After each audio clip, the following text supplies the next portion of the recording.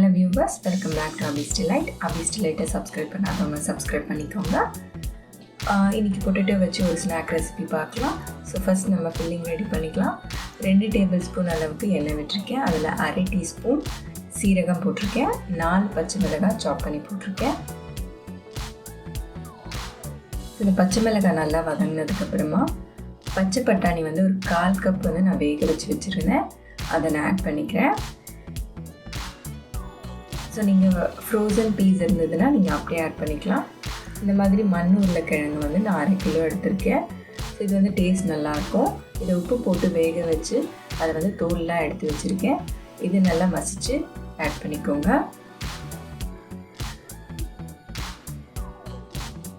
இப்போ இது கூட அரை டீஸ்பூன் உப்பு சேர்த்துக்கோங்க.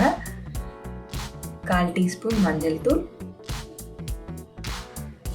அரை டீஸ்பூன் மிளகாய்த்தூள், அரை டீஸ்பூன் சீரகத்தூள், அரை டீஸ்பூன் சாட் மசாலா. இது எல்லாத்தையும் சேர்த்து நல்லா மிக்ஸ் பண்ணிக்கோங்க. கொரியண்டர் பவுடர் கூட நீங்கள் யூஸ் பண்ணிக்கலாம், தனியா பவுடர். ஸோ லாஸ்ட்டாக வந்து கொத்தமல்லி போட்டு நான் இறக்கி வச்சுக்கிட்டேன். இப்போ மாவு பிசையறதுக்கு மைதா 1/2 கப் நான் எடுத்திருக்கேன். அதில் 1 டீஸ்பூன் உப்பு சேர்த்துருக்கேன். அஜ்வைன், ஓமம் வந்து 1/4 டீஸ்பூன் சேர்த்துருக்கேன். ஸோ இப்போ இதை நல்லா மிக்ஸ் பண்ணிக்கோங்க. இதில் 2 டீஸ்பூன் நெய் சேர்த்துக்கோங்க.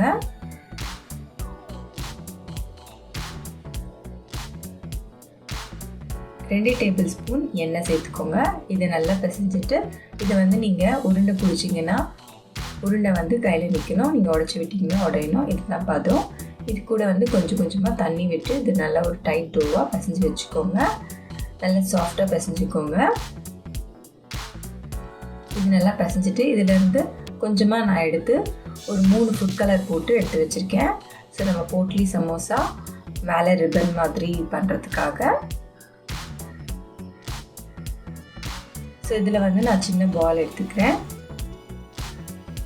இது வந்து நீங்கள் சமோசா உங்களுக்கு வந்து பண்ண தெரியல, மடிக்க தெரியலன்னா கூட பரவாயில்ல. இந்த மாதிரி போட்லி சமோசாஸ் வந்து ரொம்பவே ஈஸி. பசங்களையும் ரொம்ப நல்லா அட்ராக்ட் பண்ணும்.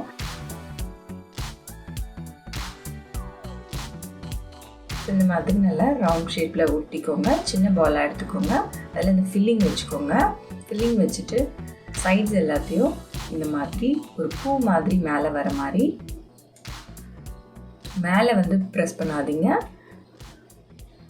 அதுக்கு முன்னாடி கொஞ்சம் கீழே வந்து நல்லா மடித்து விட்டுட்டு ரோல் பண்ணிவிட்டு இந்த பூவை வந்து இப்படி எடுத்து விட்டுருங்க. இந்த கலர் வந்து நான் போட்டு வச்சுருக்கேன் இல்லைங்களா, ஃபுட் கலர் மாவில்.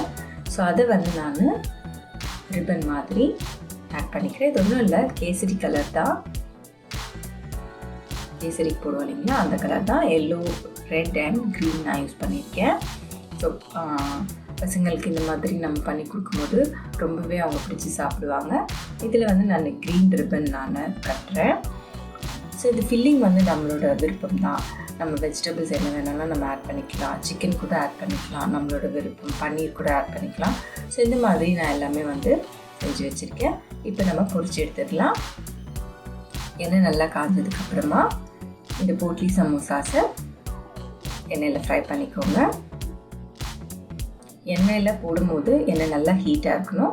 அதுக்கப்புறமா வந்து சிம் பண்ணிவிடுங்க. ஸோ அப்போ தான் வந்து இந்த மாவு நல்லா வந்து கிறிஸ்பியாக இருக்கும்.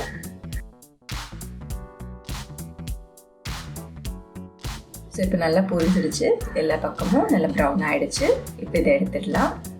அவ்வளோதான், நம்மளோட போட்லி சமோசா சூப்பராக ரெடி ஆகிடுச்சு. இது நீங்கள் வந்து க்ரீன் சட்னியோடு சாப்பிடலாம், இல்லை டொமேட்டோ கெச்சப்போட சாப்பிட்லாம். கண்டிப்பாக வந்து இது பசங்களுக்கு ஃபேவரட்டாக இருக்கும். நீங்கள் நம்ம சேனலில் இப்போ தான் ஃபஸ்ட் டைம் பார்க்குறீங்கன்னா நம்ம சேனலை சப்ஸ்கிரைப் பண்ணிக்கோங்க. சேனலில் இருக்க மற்ற ரெசிபீஸும் பாருங்கள், கண்டிப்பாக உங்களுக்கு பிடிக்கும். இந்த ரெசிபி உங்களுக்கு பிடிச்சிருந்ததுன்னா ஒரு லைக் போடுங்க. அண்ட் தேங்க்யூ ஃபார் வாட்சிங்.